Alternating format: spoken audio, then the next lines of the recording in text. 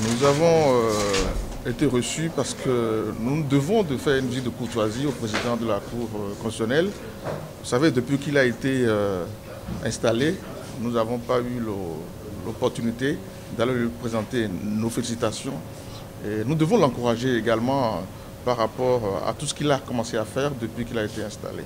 Vous n'êtes pas sans savoir la position qui est la nôtre par rapport aux décisions relatives aux droits de grève,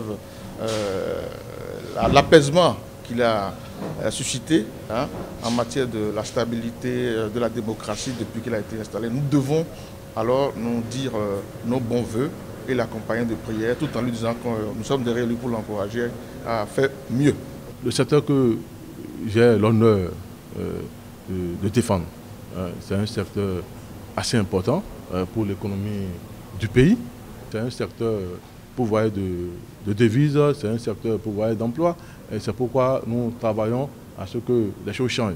Donc nous avons donc rencontré le président pour lui parler des différents problèmes que nous avons. Vous savez que l'État, avec à sa tête le président de la République, il y a eu des réformes qui ont été faites. Je veux parler notamment des réformes concernant la facilitation à l'entrée au Bénin. Je veux parler par exemple les réformes concernant l'exemption du visa pour les Africains. Je veux parler du visa spécial touriste. Je veux parler également tout élément du visa électronique.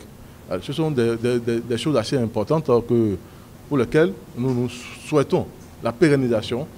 Souhaitons la pérennisation de cette réforme et nous souhaitons également que d'autres réformes soient prises pour pouvoir nous permettre de mieux travailler dans le pays.